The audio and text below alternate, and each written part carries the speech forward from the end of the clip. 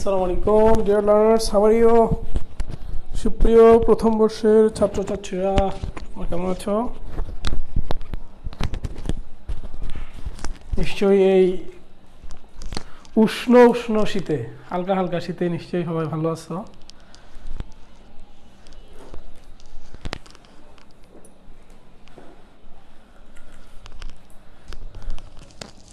খবরদার বাইরে ঘোরাঘুরি কম করবে, পাবলিক প্লেস একটা অ্যাভয়েড করে চলবে। এই বিষয়গুলো যাতে মেনে চলতে কোনো ব্যত্যয় না হয়, এদিক দিয়ে খেয়াল রাখবে সবাই। আমাদের ক্লাস শুরু হতে আরেকটু সময় লাগবে, ঠিক একটাই আমরা শুরু করব। প্রেজেন্স কই? এখনো মাত্র 50 জন ইন করছে।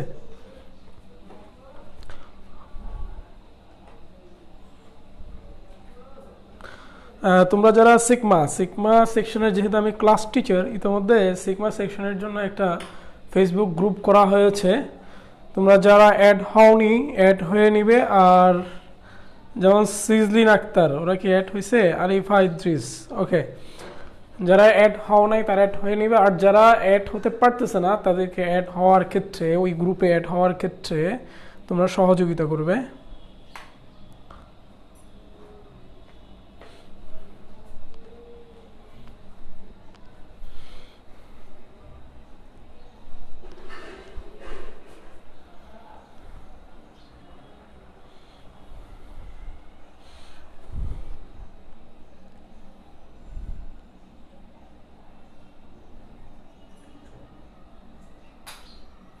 ভিডিও কি অফ হয়ে গেল?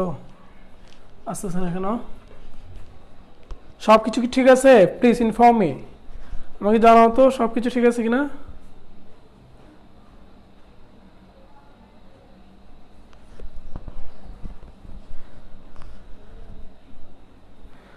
গ্রুপের নাম হচ্ছে সিগমা ইউএসসি।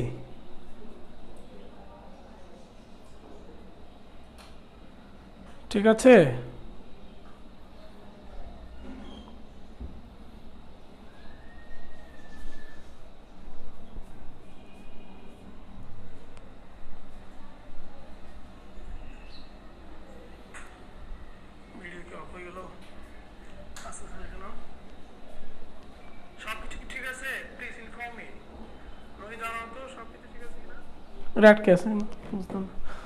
যাক, আমরা গতদিন কিন্তু এইচডাব্লিউ দিয়েছিলাম। তোমরা এইচডাব্লিউ যারা দিয়েছো তাদেরটা আমরা কিন্তু নোট ডাউন করছি।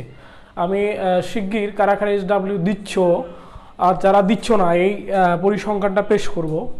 আমি ইতিমধ্যে বেশ কয়েকজন গার্ডিয়ানকে ফোন দিয়েছি যারা এইচডাব্লিউতে রেসপন্স করছো না। তোমাদেরকে আমি অনুরোধ করছি এইচডাব্লিউগুলোতে দ্রুত অ্যাড হয়ে যাও, রেসপন্স করো, be active in class. Okay, it's your class, it's your responsibility to be active.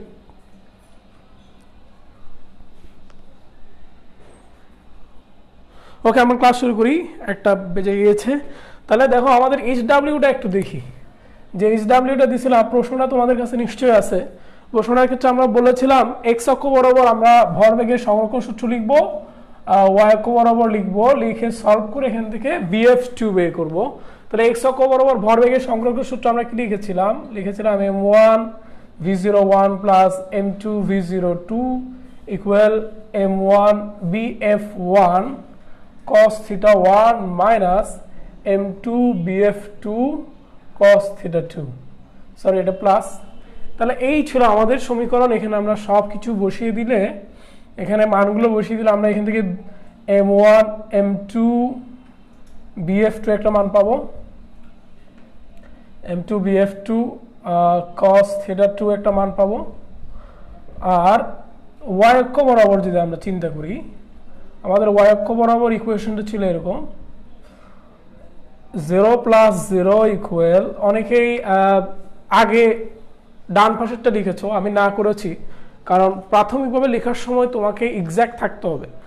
তোমার ডান পাশেরটা বাম পাশে লেখা উচিত নয়। m1 vf1 sin theta 1 minus m2 bf2 sin theta 2, এই ছিল আমাদের সমীকরণ। এবং এখান থেকে আমরা একটা মান পেয়েছি m2 bf2 sin theta 2, একটা মান পাওয়া যাবে। আর m2 দ্বারা আমরা ভাগও করে দিতে পারি, কোনো সমস্যা নাই। তারপরে দেখো এখানে যা পাবো তাকে আর এখানে যা পাবো তাকে সম্ভবত আমরা মানগুলো এরকম পেয়েছিলাম। BF2 cos theta 2 অর্থাৎ M2 যদি না রাখি তাহলে এই মানটা পাওয়া গিয়েছিল 5.83 আর BF2 sin theta 2 সমান পাওয়া গিয়েছিল 1.25 আই থিঙ্ক। তাহলে আমরা যদি 2 ডিভাইডেড বাই 1 করি তাহলে আমরা এখান থেকে BF2 কাটা যাবে, আমরা পাবো 10 theta 2। এটা একটা অ্যাপ্রোচ, ভিন্ন অ্যাপ্রোচও হতে পারে, যেমন স্কোয়ার করে যোগ করা, স্কোয়ার করে যোগ করলেও BF2 পাচ্ছি আমি, কোনো সমস্যা নেই। তবে এক্ষেত্রে পরবর্তীতে আমাকে আবার theta 2 বের করতে হচ্ছে। তাহলে theta 2 সমান এখানে পাওয়া গিয়েছিল ভাগ করলে 2 আই থিঙ্ক theta 2 সমান অ্যারাউন্ড 12 ডিগ্রি পাওয়া গিয়েছিল, 11.9 অর সামথিং লাইক দ্যাট। ওকে, এই theta 2 এর মান আমরা যে কোনো একটা সমীকরণে বসিয়ে আমি BF2 বের করতে পারি। সো 1 ইমপ্লাইজ যদি লিখি, সো BF2 সমান দাঁড়াচ্ছে হলো 5.83 ডিভাইডেড বাই cos 12 ডিগ্রি। তাহলে মানটা কত আসবে? যদি একটু ক্যালকুলেটর নিয়ে দেখি,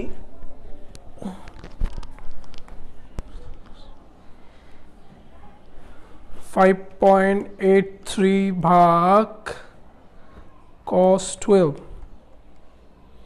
5.96 around 5.96 মিটার পার সেকেন্ড। এই হলো আমাদের সমীকরণটি। দেখো এই ভ্যালুটাই আমরা চেয়েছিলাম, এটাই আনসার আমাদের।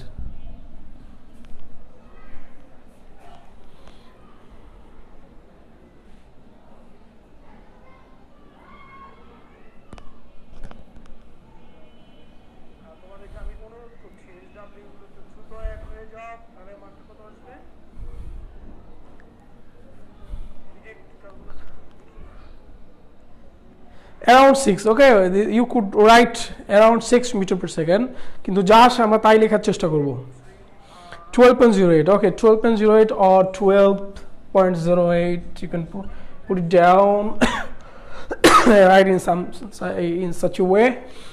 দেখো তোমরা একটু লিখে নাও যারা HWT করনি, বলে দিলাম পরীক্ষার জন্য, নেক্সট পরীক্ষার জন্য এই সিকিউটা, এই ধরনের সিকিউটা খুবই ইম্পর্টেন্ট, এটা আসতে পারে নেক্সট পরীক্ষার জন্য।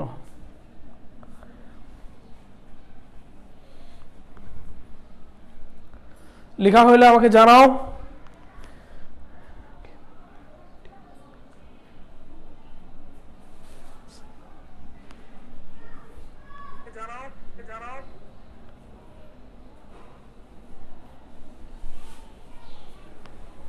যারা দিছো তাদেরগুলো তো দেখে দিছি।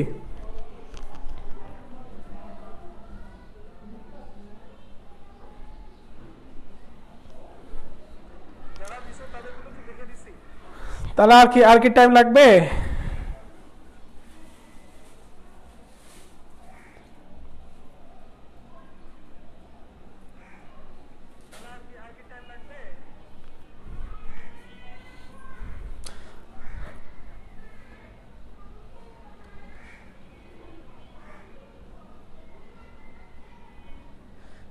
সিটি পরীক্ষা দিতে চাও না? বাহ, চমৎকার। ওকে, সিটি পরীক্ষার ডেট দেওয়া হবে শিগগির, ডোন্ট ওরি।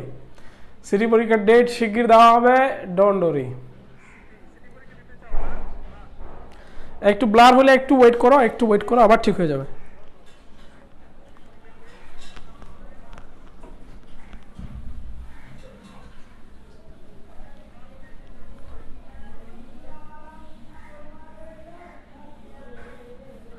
এখন প্রশ্ন, এই যে আমরা একটা প্রবলেম পড়লাম, ঠিক না, এই প্রবলেমটা আমরা VF2 বের করছি, অর্থাৎ সংঘর্ষের পরে দ্বিতীয় বস্তু বেগ এবং দিক বের করেছি। এখন এই সংঘর্ষটি স্থিতিস্থাপক নাকি অস্থিতিস্থাপক, সেই গাণিতিক যুক্তিটা উপস্থাপন করতে হবে। তাহলে এখন আমরা নেক্সট টার্মে আসতেছি, সংঘর্ষটি স্থিতিস্থাপক নাকি অস্থিতিস্থাপক সেটা দেখতে চাই।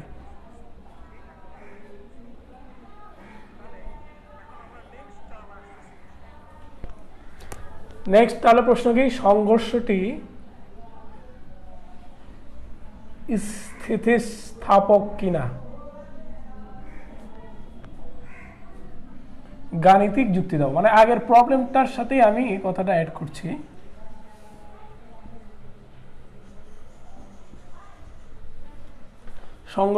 সংঘর্ষটি কোন ধরনের সেটা আমরা কি করব, এখন এক্সপ্লেইন করব। তাহলে দেখো, সংঘর্ষটি স্থিতিস্থাপক হলে আমরা জানি সংঘর্ষের আগে ভরবেগের সমষ্টি এবং সংঘর্ষের পরে ভরবেগের সমষ্টি একই থাকবে, অর্থাৎ ভরবেগ সংরক্ষিত থাকবে এবং গতিশক্তি সংরক্ষিত থাকবে, অর্থাৎ সংঘর্ষের আগে গতিশক্তির সমষ্টি এবং সংঘর্ষের পরে গতিশক্তির সমষ্টি একই থাকবে, অর্থাৎ সংরক্ষিত থাকবে। তাহলে এই জিনিসটা আমরা একটু দেখব। তাহলে আমরা লিখব সংঘর্ষের আগে ভরবেগ, ধরলাম পিআই, ধরলাম আমি, দেখো পিআই সমান আমি কি লিখছি এখানে। প্রথমত এখানে তোমার আমরা যেটা ভুল করি, শুধু এক্স অক্ষরগুলো লিখি, ওয়াই অক্ষরগুলো বাদ দিয়ে ফেলি, কিন্তু এক্ষেত্রে আমাকে এক্স অক্ষরগুলো লিখতে হবে, ওয়াই অক্ষরগুলো লিখতে হবে। তাহলে এক্স অক্ষের বাম পাশে যা আছে এবং ওয়াই অক্ষের বাম পাশে যা আছে তা যোগ করব।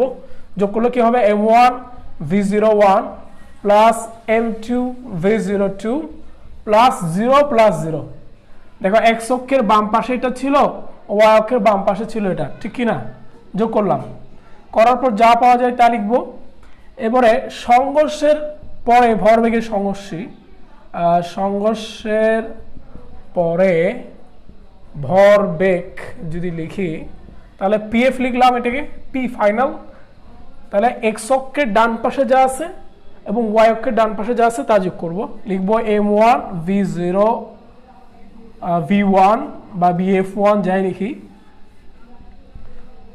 cos θ1 plus m2 vf2 cos θ2 plus m1 vf1 sin θ1 minus m2 bf2 sin θ2। দেখো ঠিক আছে কিনা আমাদের আইডিয়াটা।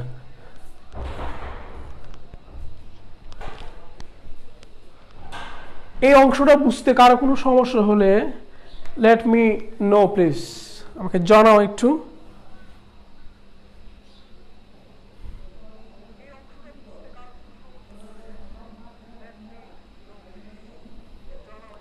হ্যাঁ হ্যাঁ, অনেকে প্রেজেন্ট দিচ্ছ 450, একবার প্রেজেন্স, একবার। তোমাদের এই কাজ যারা করো তাদের উপর বিরক্ত হয়, কিন্তু ইনস্ট্রাকশন দিয়ে দেওয়ার পরেও যারা বারবার প্রেজেন্স দাও তাদের উপর বিরক্ত হই আমরা।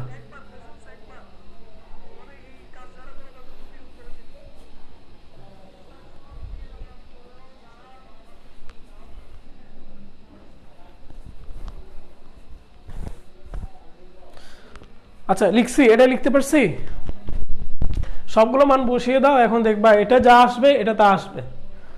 যদি এটা যা এটা তা না আসে তাহলে বুঝতে হবে তোমার ম্যাথামেটিক্স ভুল হয়েছে, কোথাও না কোথাও ভুল হয়েছে। কারণ আমরা জানি ভরবেগ অলওয়েজ সেম থাকবে, খালি ভিন্ন হবে হচ্ছে গতিশক্তি। ভিন্ন হতে পারে, নাও পারে। ভিন্ন না হলে তো স্থিতিস্থাপক সংঘর্ষ, আর যদি ভিন্ন হয় তাহলে অস্থিতিস্থাপক সংঘর্ষ। তাহলে এই অংশটা লেখার পরে দেখো, এটার ক্ষেত্রে যারা বলছো তাদের আবার বলছি, আমরা এর আগে গত ক্লাসে যে লিখেছিলাম এক্স অক্ষ বরাবর ভরবেগ এর সংরক্ষণ সূত্র লিখছি, ওয়াই অক্ষ বরাবর ভরবেগের সংরক্ষণ সূত্র লিখছিলাম। এক্স অক্ষে ছিল m1 v01 plus m2 v02 equal m1 vf1 cos θ1 plus m2 vf2 cos θ2। এটা ছিল এক্স অক্ষ বরাবর। ওয়াই অক্ষ বরাবর ছিল 0 plus 0 equal m1 bf1 sin θ1 minus m2 vf2 sin θ2। তাহলে আমরা বলছি এখন ভরবেগের সংরক্ষণ সূত্র প্রমাণ করার জন্য তোমাকে ভরবেগের সমষ্টি বের করতে হবে সংঘর্ষের আগে এবং ভরবেগের সমষ্টি বের করতে হবে সংঘর্ষের পরে। তাহলে ভরবেগের সমষ্টি দিয়ে আমরা সংঘর্ষের আগে বের করি। এক্ষেত্রে আমরা বলতে যাচ্ছি যে এক্স অক্ষে যা লিখছি এবং ওয়াই অক্ষে যা লিখছি তা কম্বিনেশন করতে হবে, অর্থাৎ ভরবেগের সমষ্টি সংঘর্ষের আগে লিখতে গিয়ে আমাকে এক্স অক্ষের বাম পক্ষে যা ছিল তা প্লাস ওয়াই অক্ষের বাম পক্ষে ছিল তা লিখবো। দেখো ওইখানে তোমরা যদি খেয়াল করো দেখবা এক্স অক্ষের বাম পক্ষে ছিল এই অংশটা এবং ওয়াই অক্ষের বাম পক্ষে ছিল 0 প্লাস 0। এবং খেয়াল করো সংঘর্ষের পরে আমরা যেখানে লিখছিলাম এক্স অক্ষের ডান পাশে লিখছিলাম এই অংশটা, আর ওয়াই অক্ষের ডান পাশে লিখছি এই অংশটা। দুটো অংশ যোগ করেই তোমাকে ভরবেগের সংরক্ষণ সূত্র প্রমাণ করতে হবে। অনেকেই করে কি এই অংশটা বাদ দেয়, ওয়াই অক্ষের ডান অংশের যে অংশটা আছে সেটা বাদ দেওয়ার কারণে তার ভ্যালুটা সমান আসে না। বুঝতে পারছো কি? একটু জানাও।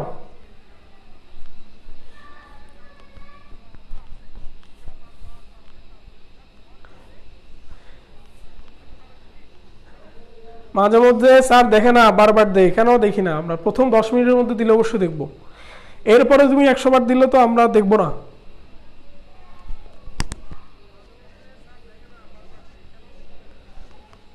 আসছে পিআই সমান পিএফ আসছে। এবার তাহলে আমরা লিখবো এভাবে আমরা দেখাবো যে পিআই সমান পিএফ। কেমন? এখন লিখো সংঘর্ষের আগে গতি শক্তি সমষ্টি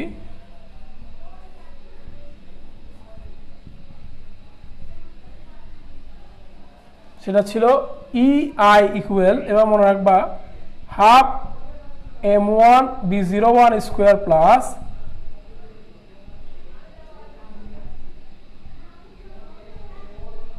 হাফ m2 v02 স্কোয়ার। এটা EI ধরলাম সংঘর্ষের আগে। আর সংঘর্ষের পর গতিশক্তির সমষ্টি EF equal half m1 vf1 whole square plus half m2 vf2 whole square.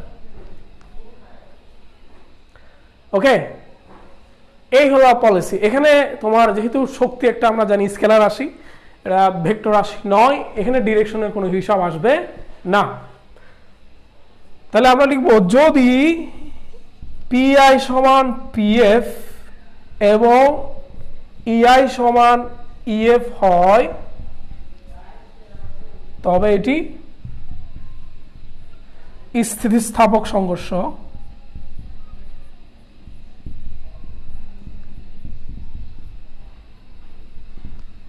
এটি অংশটা লিখে ফেলো।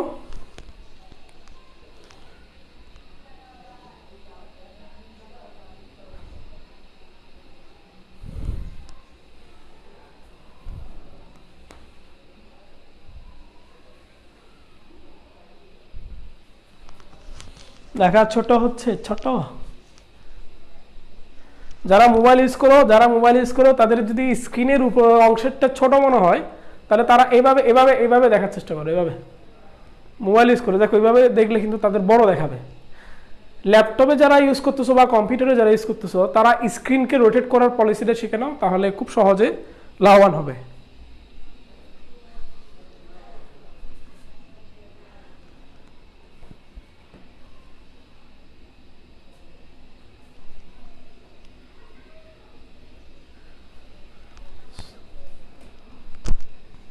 ওকে, আই থিঙ্ক এখানে কোনো সমস্যা নেই। এরপরের লাইনে আমরা লিখবো যদি পিআই সমান পিএফ হয় এবং ইআই সমান ইএফ না হয় তবে এটি অস্থিতিস্থাপক সংঘর্ষ। আরেকটা লাইন লিখতে হবে আমাদেরকে।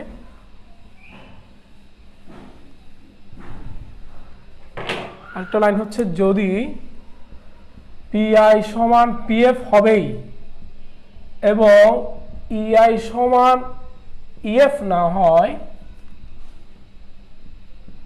তবে এটি অস্থিতিস্থাপক সংঘর্ষ।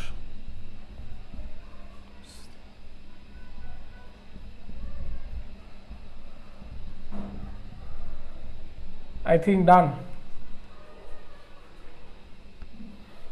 এখানে কারো কোনো বুঝতে প্রবলেম থাকলে একটু জানাও, লেট মি নো।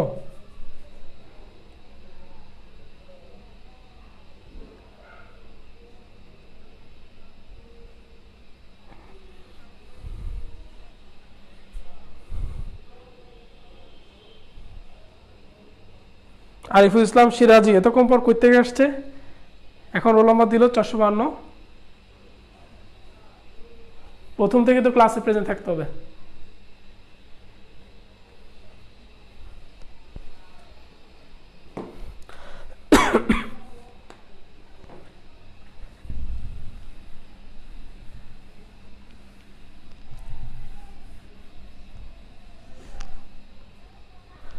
তাহলে দেখো আগের যে সংঘর্ষটি আমি তোমাদের দেখিয়েছি, তোমরা এই মানগুলো বসিয়ে দিয়ে সেই সংঘর্ষটি স্থিতিস্থাপক না অস্থিতিস্থাপক তা ব্যাখ্যা করতে পারো। আজকে আমি আরেকটা HW দিব, আরেকটা HW দিচ্ছি। আমি চাই এই HWটা সবাই সলভ করে দিবে।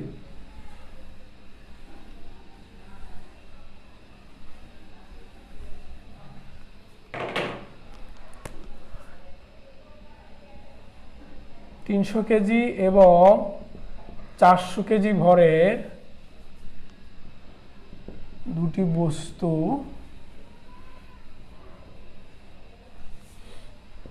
একই দিকে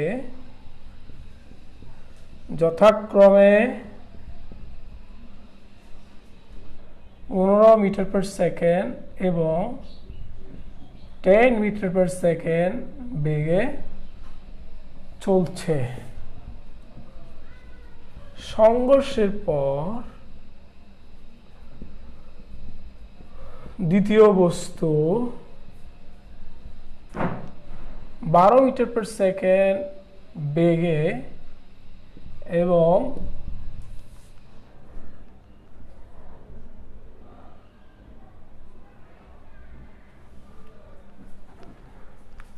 বেগে এবং 40 মিটার ডিগ্রি কোণে বিক্ষিপ্ত হয়। বিক্ষিপ্ত হয়। তাহলে আমাদের প্রশ্ন ক, প্রথম বস্তুর বেগের মান ও দিক বের করো।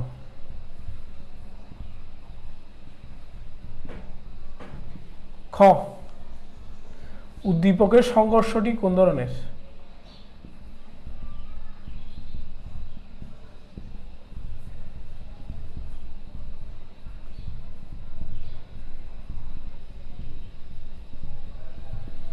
গাণিতিক যুক্তি দাও।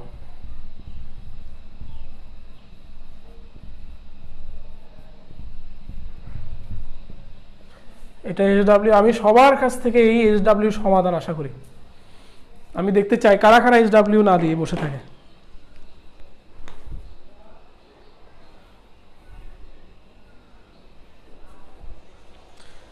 ভিডিও ঝাপসা হয়ে গেছে, ঝাপসা হয়ে গেলে খুব তাড়াতাড়ি ঠিক হয়ে যাবে, ডোন্ট ওয়ারি।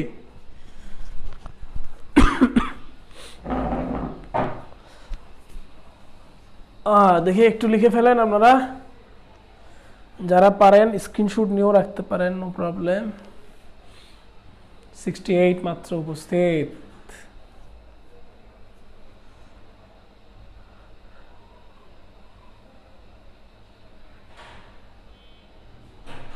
অনেক বড় করে লিখছে, আমি তো ক্লিয়ারলি দেখতে পাচ্ছি।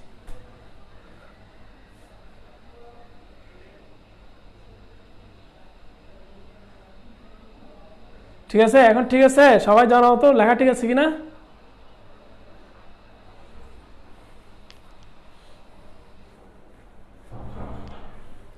লিখতে পেরেছো? যারা যারা লিখতে পেরেছো জানাও। এবি আকাশ, আকাশ থেকে পড়ছে সে।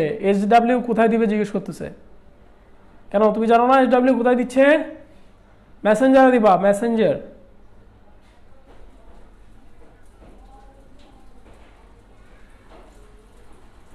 Thank you Maria, Nafis Akter.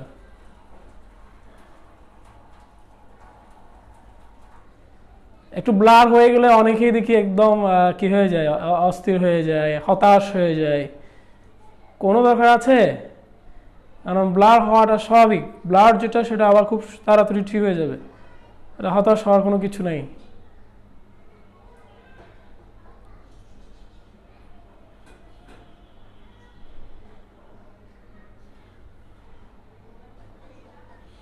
Yes, প্রথম কোশ্চেনে BF1 চেয়েছি।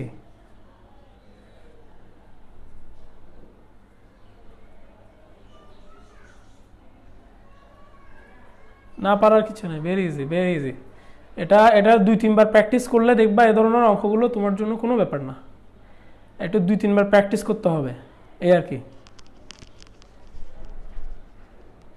তাহলে তোমরা লিখেছ না? এ পর্যায়ে আমরা একটু ভিন্ন টপিকসে চলে যাব।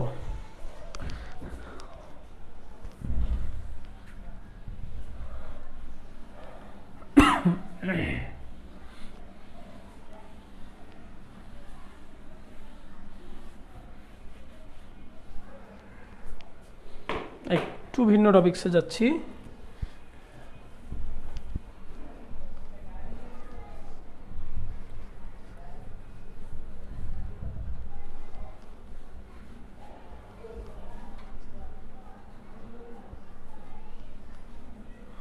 আচ্ছা, টপিকসটা হচ্ছে লিখো টপিক 3। আমরা টপিক 2 পড়েছি, এখন টপিক 3-তে যাচ্ছি।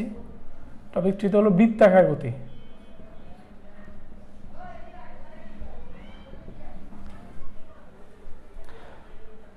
প্রথমে আমরা পড়ব বৃত্তাকার গতি কাকে বলে, অ্যান্ড দেন বৃত্তাকার গতি রিলেটেড অন্যান্য ছোটোখাটো বিষয়গুলো দেখার চেষ্টা করব।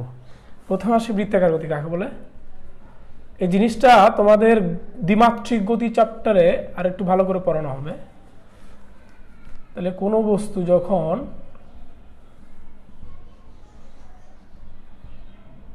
কোনো বিন্দু বা অক্ষকে কেন্দ্র করে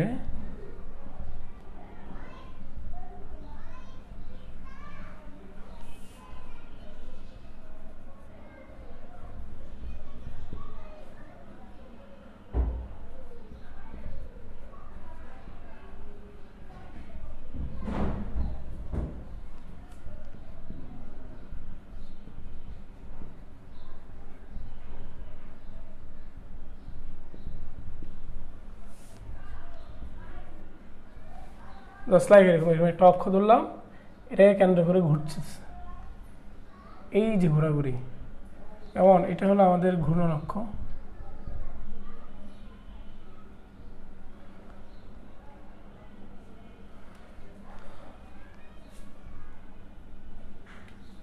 এটা হলো ঘূর্ণন অক্ষ, এ বি একটা ঘূর্ণন অক্ষ, তার সাপেক্ষে একটা বস্তু এভাবে ঘুরছে। ওকে, ছোটবেলায় আমরা ওই যে এরকম খেলা করতাম আর কি, মানে টেবিলের চারপাশে ঘোরাতাম, গোল টেবিল আছে না, অনেকেই দেখবা বাচ্চারা ওই যে আম্মুর সাথে যখন খাওয়ার খেতে চায় না তখন আম্মুকে কি করে, গোল টেবিলের চারপাশে ঘোরাও। এই যে গোল টেবিলের চারপাশে ঘোরাও, এটা হচ্ছে বৃত্তাকার গতি।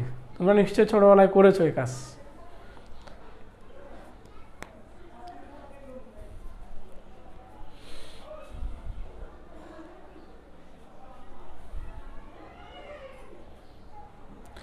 হ্যাঁ, এখানে আরেকটা ব্যাপার, ইয়াস এটা বলে রাখি যে অনেকেই তোমরা HW পাঠাচ্ছ আমাকে মেসেঞ্জারে, কিন্তু আমার ফ্রেন্ড না, যারা আমার ফ্রেন্ড না তাদের ওই মেসেজ রিকোয়েস্টটা এত সহজে আসে না।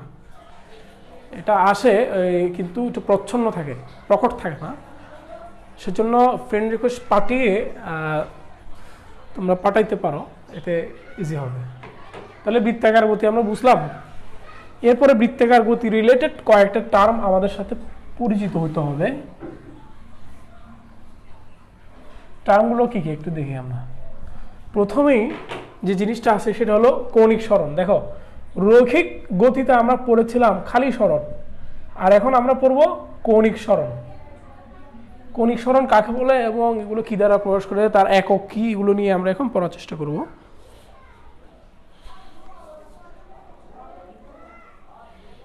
আচ্ছা, এরপরে দেখো কৌণিক সরণ জিনিসটা কি। তাহলে আমরা লিখবো কোনো বস্তু যখন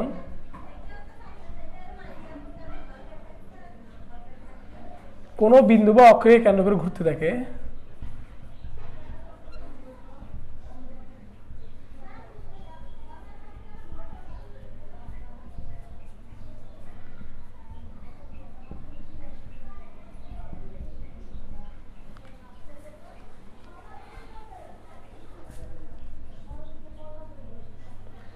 তখন এটি ক্ষুদ্রাতি ক্ষুদ্র সময় ব্যবধানে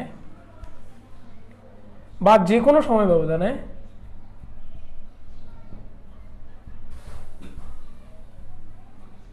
বৃত্তাকার পথের কেন্দ্রে যে কোণ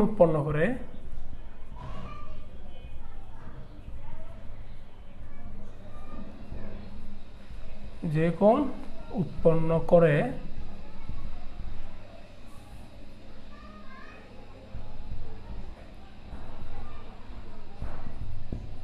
তাকে কৌণিক সরণ বলে। সবাই একটু লিখে নাও, লিখে নেওয়ার পরে জিনিসটাকে একটু বুঝাই দিচ্ছি, আগে একটু লিখে নাও।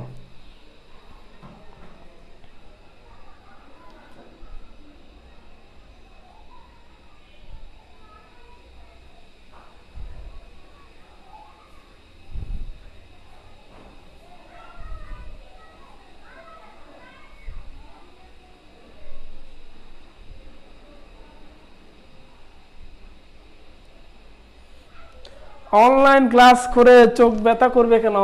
অনলাইন ক্লাস করে চোখ ব্যথা করে, কিন্তু আমি যদি বলি 7 ঘন্টা গেমস খেলো, তখন আরো গেমস খেলার জন্য উদ্গ্রীব হয়ে থাকো।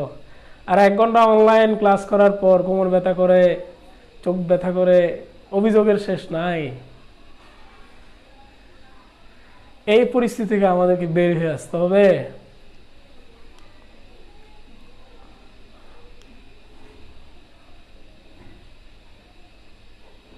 ওকে, ডান ডান ডান, আই থিঙ্ক ডান। এখন আমি যখন বুঝাবো কেউ লিখবা না, বলে দিলাম, এখন লেখার সুযোগ নেই।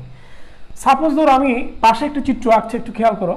এটা হলো একটা অক্ষ যেটাকে কেন্দ্র করে আমার আলোচ্য বস্তুটি ঘুরছে। কেমন? তাহলে আলোচ্য বস্তুটি ঘুরছে মানে কিরকম? ধরলাম এই যে এই পথে ঘুরছে, এটা হলো ঘূর্ণন অক্ষ এবি। এই ঘূর্ণন অক্ষের চারপাশে বস্তুটা এভাবে ঘুরছে। তাহলে ঘুরলে ধরলাম কোন এক সময় বস্তুটা ছিল এই বিন্দুতে, কোন এক সময় ছিল এই বিন্দুতে, এবং কিছুক্ষণ পর মানে যে কোনো সময় ব্যবধান পরে বস্তুটা বিতে চলে আসছে। তাহলে দেখো এ থেকে বিতে গেল, এ থেকে বিতে এই যে অংশটা এ বি, এটাকে আমরা বলি চাপ, বলি চাপ। এটা আরেকটা নাম হচ্ছে রৈখিক সরণ, মানে সোজাসুজি সরণ। এখন আমি দেখো এই বিন্দুকে যদি এই যে কেন্দ্র যেটা বললাম যে অক্ষের সাপেক্ষে ঘুরছে সেটার সাথে যোগ করি আর বি কে যোগ করি, এটা দেখো যে কোনো সময় ব্যবধানে এ থেকে বিতে গেল, এই সময়ের ভিতরে বস্তুটা কেন্দ্রে একটা কোণ উৎপন্ন করছে। এই কোণটাকে বলা হয় কৌণিক সরণ। ধরলাম বৃত্তাকার পথের ব্যাসার্ধ হচ্ছে আর, আর এই বি সমান হচ্ছে এস। তাহলে দেখো আমি আবার বলছি, একটা অক্ষ এবি দেখতে পাচ্ছি, সেই এবি অক্ষকে কেন্দ্র করে একটা বস্তু ঘুরছে। সেই বস্তুটা কোনো এক সময় এই বিন্দুতে আছে এবং যে কোনো সময় ব্যবধান পরে সেটা বিতে চলে গেল। তাহলে আমরা দেখতে পাচ্ছি এ কেন্দ্রের সাথে এবং বি কেন্দ্রের সাথে যোগ করলে কেন্দ্রে একটা কোণ উৎপন্ন হয়। এই কোণটাকে আমরা বলছি কৌণিক সরণ। তাহলে একটা বস্তু যখন বৃত্তাকার পথে চলতে থাকে তখন সেটি বৃত্তের কেন্দ্রে যে কোণ উৎপন্ন করে তাকে আমরা বলবো কৌণিক সরণ। ক্লিয়ার? কারো বুঝতে সমস্যা হচ্ছে কিনা একটু জানাও।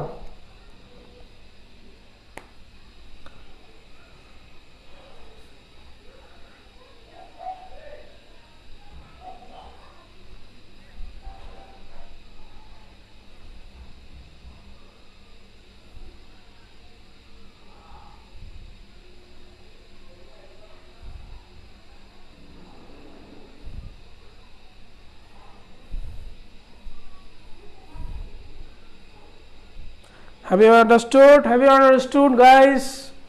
It's very very easy things. তাহলে আমরা কি বলবো? নাও নিচে লিখবো, ইহাকে থিটা দ্বারা প্রকাশ করা হয়। থিটা দ্বারা প্রকাশ করা হয়।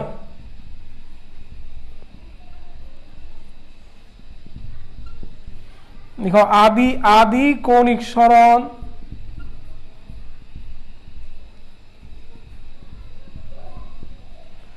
আদি কৌণিক সরণ যদি হয় থিটা নট, এবং শেষ কৌণিক সরণ যদি হয়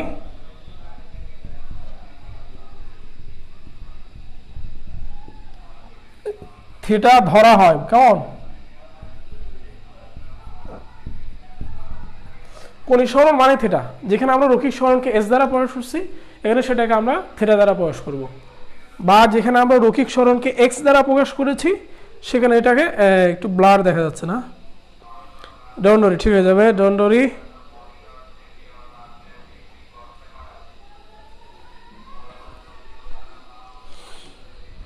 ব্লার হইলে ঠিক হওয়ার জন্য অপেক্ষা করা ছাড়া উপায় নেই।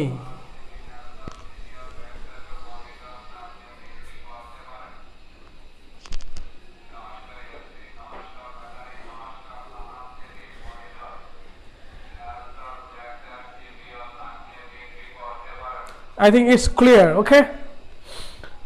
তাহলে বুঝতে কোনো সমস্যা নাই। এখন লিখবা এটার একক কি, খুবই ইম্পর্টেন্ট। দেখো কৌণিক সরণের একক,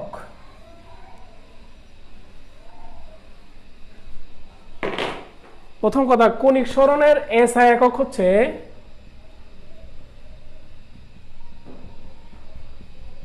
SI, international system of unit, একক হচ্ছে রেডিয়ান, রেডিয়ান। কণিক সরণের SI একক হচ্ছে রেডিয়ান। কণিক সরণের আরো একক আছে, কণিক সরণের একক ডিগ্রি এবং বার, মানে কয় বার ঘুরলো, এই বার মানে বোঝাচ্ছে কয় বার। আর ডিগ্রিকে আমরা রেডিয়ানে কনভার্ট করতে পারি, ডিগ্রিকে আমরা রেডিয়ানে কনভার্ট করতে পারি।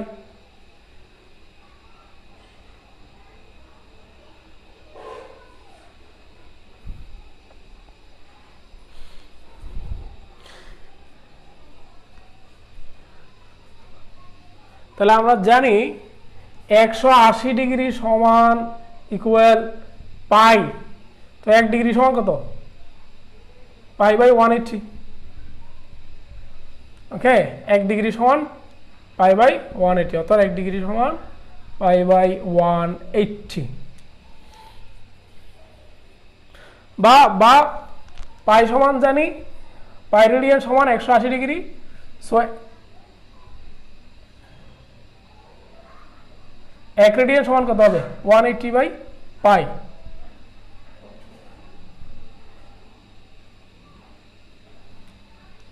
এবার আমরা বের করতে পারি। তোমরা জানো 1 রেডিয়ান সমান কত, সেটা 57.3 ডিগ্রি।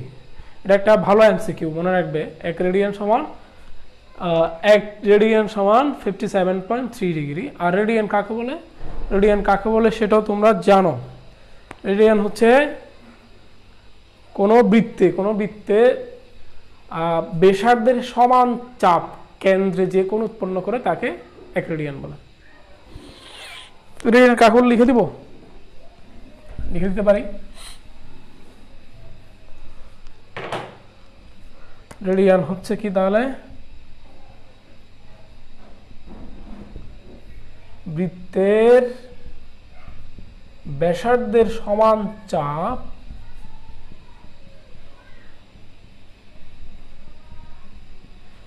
কেন্দ্রে যে কোণ উৎপন্ন করে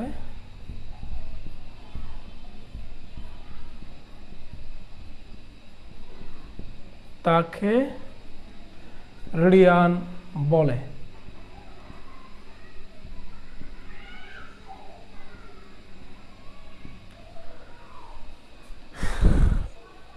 আবার ব্লার দেখাচ্ছে মনে হয়, দেখি। সমস্যা নাই, ডোন্ট ওয়ারি, ঠিক হয়ে যাবে। না, it's okay now I think.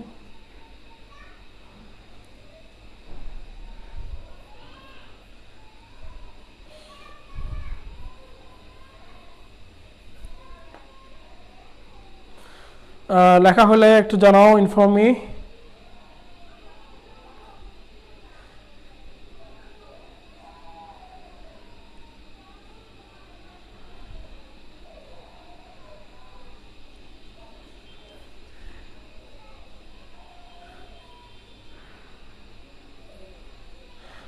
জুমে class করলে আসলে সবাই এড হতে পারবে না। এক, নেটওয়ার্ক ইন্টারাপ্টেড হলে ক্লাসে অনেক ডিস্টার্ব হয়। এবং 3 নম্বর, যারা ক্লাস টাইমে উপস্থিত থাকতে পারে না কোনো কারণে, তারা পরে আর ক্লাসটা দেখার সুযোগ থাকে কম। এই সব কারণেই আমরা জুমে ক্লাসটা অ্যাভয়েড করি। ডান। তাহলে কৌণিক সরণের পরে বলো তো কোনটা আসে? কৌণিক সরণের পরে কোনটা আসে? আমরা জানি কৌণিক সরণের পরে আসে হচ্ছে কৌণিক বেগ। তাহলে লিখবো কৌণিক বেগ।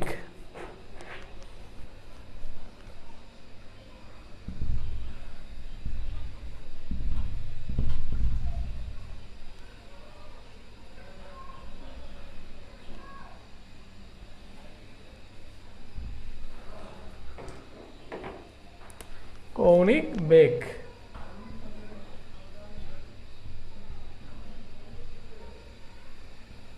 কৌণিক বেগ জিনিসটা কি? আমরা মনে আছে, দেখা যায় তোমরা নবম দশম শ্রেণীতে পড়েছিলে যে সময়ের সাথে সরণের হারকে বেগ বলে, ঠিক না? এরকম একটা কথা পড়েছিলে।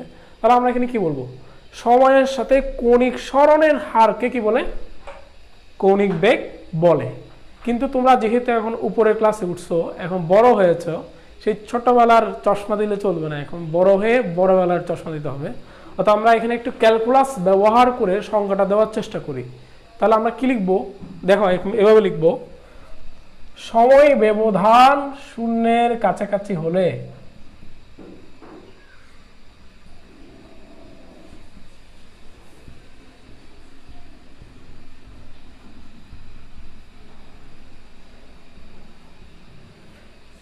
বৃত্তাকার পথে ঘূর্ণায়মান কোন বস্তুর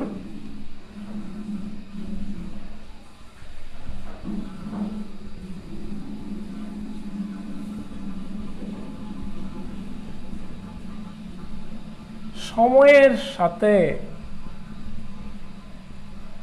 কৌণিক সরণের হারকে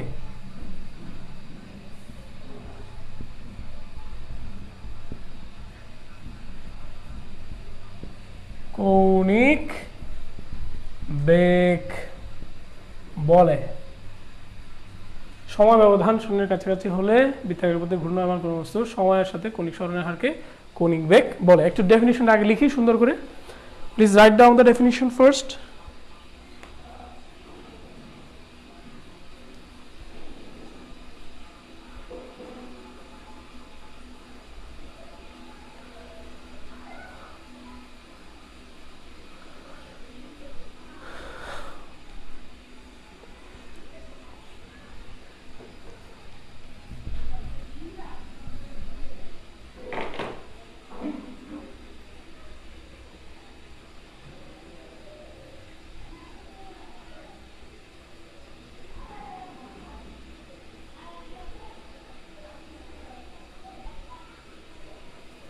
Okay, have you done this?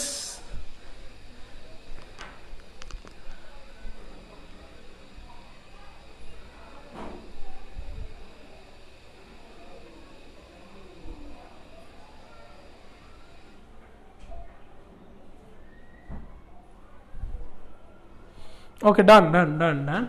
তাহলে নিচে লিখবো ওমেগা দ্বারা প্রকাশ করা হয়, ওমেগা দ্বারা প্রকাশ করা হয়। তাহলে ওমেগা সমান কি লিখবো? ওমেগা সমান লেখার বিষয়টা আমাদের জন্য বেশি ইম্পর্টেন্ট। তোমরা একটু খেয়াল করবে, আগে লিখে ফেলো, লিখে ফেলার পর একটু খেয়াল করো কি বলছি।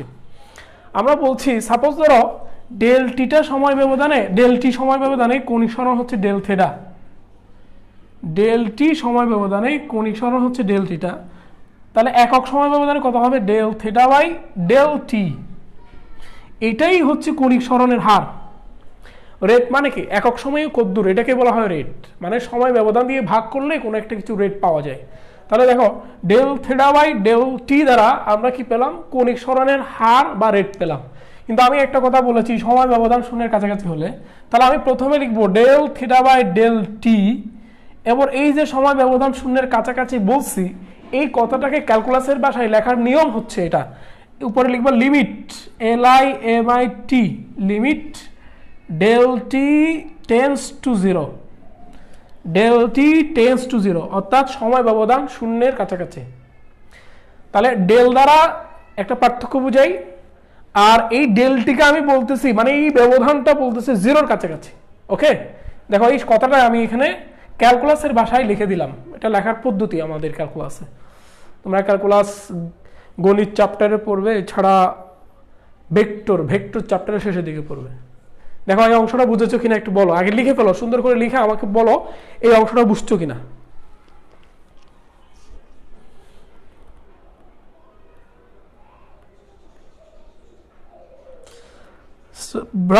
ভ্রামক পড়ছো কে? ভ্রামক পড়াইছি এখনো? তুমি ভ্রামক পড়ছো কে? পড়ো, আমার আপত্তি নেই, কিন্তু আমরা না পড়ানোর আগে কেন বলবা বুঝিনি।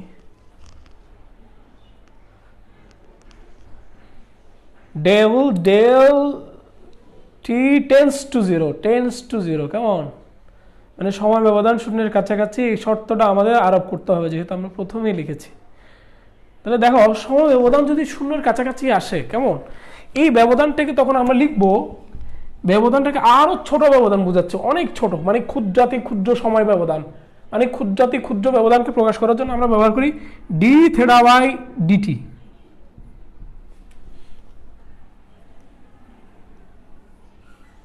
দেখো সময় ব্যবধান যখন খুবই ছোট তখন এটাকে আমরা ক্ষুদ্রাতি ক্ষুদ্র ব্যবধান বলি, আর ক্ষুদ্রাতি ক্ষুদ্র ব্যবধান বোঝানোর জন্য আমরা ব্যবহার করি ডি কে। ডেল দ্বারা একটু বড় ব্যবধান বুঝাই, ডি দ্বারা একদম ক্ষুদ্রাতি ক্ষুদ্র খুব ছোট ব্যবধান বুঝাই। আই থিঙ্ক বুঝতে পেরেছ। তাহলে এখন এখানে আমি কি লিখতে পারি?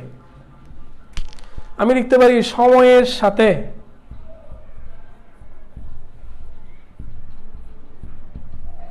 কৌণিক সরণের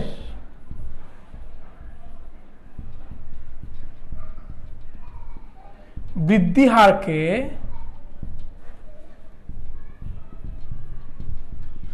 কৌণিক বেগ বলে।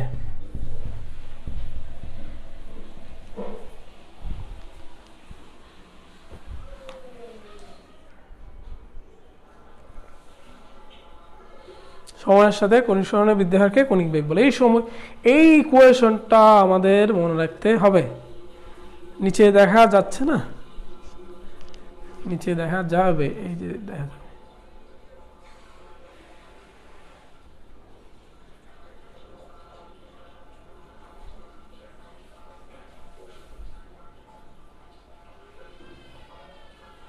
I think it's okay.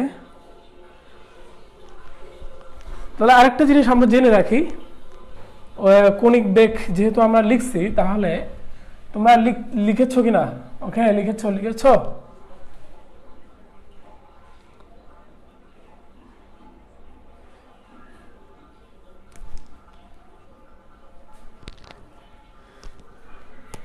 দেখো আদি কৌণিক বেগ ওমেগা নট এবং শেষ কৌণিক বেগ ওমেগা, এই কথাটা লিখে রাখো। এর এসআই একক হচ্ছে রেডিয়ান পার সেকেন্ড।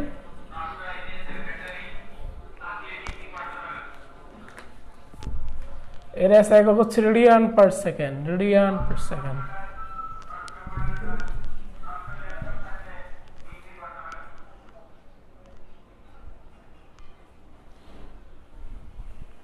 ওকে,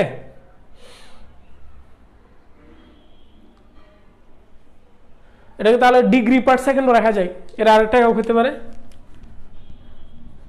আরেকটা একক হচ্ছে ডিগ্রি পার সেকেন্ড দিতে পারে, ডিগ্রি পার সেকেন্ড।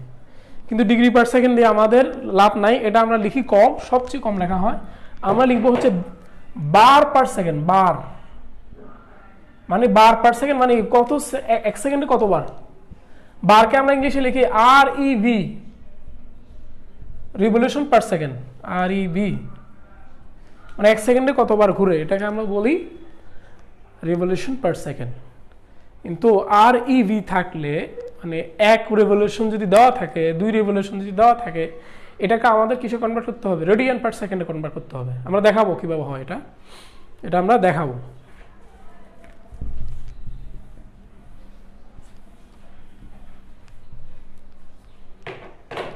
দেখো আমরা বলছি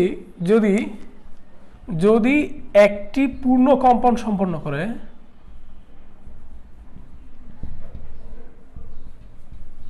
পূর্ণ কম্পন মানে কি? এটা একবার ঘুরে আসে, পূর্ণ কম্পন সম্পন্ন করে, তবে ডাব্লিউ সমান কি লিখবো বা ওমেগা সমান কি লিখবো তখন? কারণ আমরা জানি ওমেগা সমান কোণ বাই সময়। দেখো একবার ঘুরে আসলে বলো তো দেখি তার কৌণিক সরণ কত হবে? একবার ঘুরে আসলে তার কৌণিক সরণ কত হবে? আমরা সবাই জানি সেটা কত? 2π। তাহলে লিখবো 2π বাই, নিচে লিখবো সময় মানে একবার ঘুরে আসতে, সময় মানে পর্যায়কাল। একবার ঘুরে আসতে কৌণিক সরণ হয় 2π, আর সময় লাগে যা তাকে আমরা বলি পর্যায়কাল। তাহলে লিখবো 2π/t। এটা একটা সমীকরণ আমাদের লাগবে, খুব লাগবে এই সমীকরণটা। আবার দেখো বড় হাতের এই টি সমান আমি লিখতে পারি, বড় হাতের টি মানে কি? পর্যায়কাল। তোমরা পড়ছো নবম দশম শ্রেণীতে, বড় হাতের টি মানে হচ্ছে পর্যায়কাল। পর্যায়কাল কাকে বলে? একবার ঘুরে আসতে যে সময় লাগে তাকে বলা হয় পর্যায়কাল। তাহলে ধরলাম ছোট হাতের n বার বা বড় হাতের n বার ঘুরে আসতে সময় লাগে ছোট হাতের টি, তাহলে একবার ঘুরে আসতে যে সময় লাগে তার নাম কি হবে? টি বাই বড় হাতের এন। তাহলে আমি এই বড় হাতের টি সমান কি লিখতে পারি? বড় হাতের টি সমান আমি লিখতে পারি, সুতরাং বড় হাতের টি সমান হচ্ছে টি বাই এন। তাহলে সেই মানটা যদি আমি এখানে বসিয়ে দিই তাহলে কি পাবো? 2 পাই এন বাই টি, ওমেগা সমান 2 পাই এন বাই টি। আর যেখানে যেখানে আমরা লিখে দিই একটু, যেখানে টি হচ্ছে মোট সময় আর এন হচ্ছে ঘূর্ণন সংখ্যা,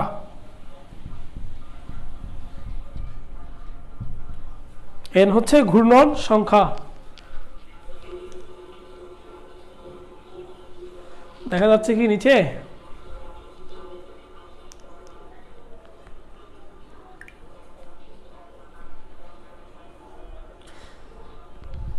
দেখো প্লিজ এই অংশটা বুঝেছো কিনা বলো তো, এখানে কারো কোনো প্রবলেম থাকলে। আমাদের এই সবগুলো সমীকরণ কাজে লাগবে, ভি সমান ওমেগা সমান এই সবগুলো।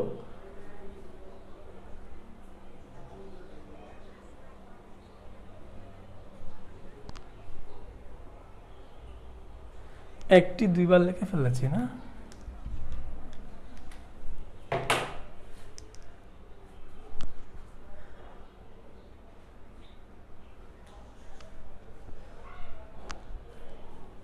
কোনো প্রবলেম? কোনো প্রবলেম? ওকে ওকে, দ্রুত জানাও, কারোর প্রবলেম হলে এখনই দ্রুত জানাও।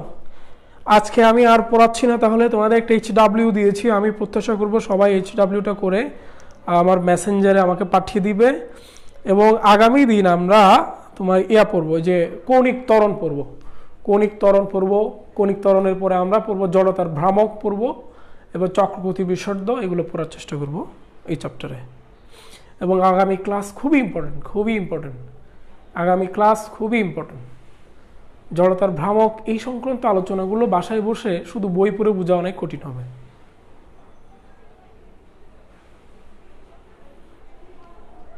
নিচের একটা লাইন দেখতে সমস্যা হওয়ার তো কথা না, কারণ আমি তো দেখতে পাচ্ছি যেখানে টি হচ্ছে মোট সময় আর এন হচ্ছে ঘূর্ণন সংখ্যা। তারপরে তোমাকে একটু দেখাই দিলাম।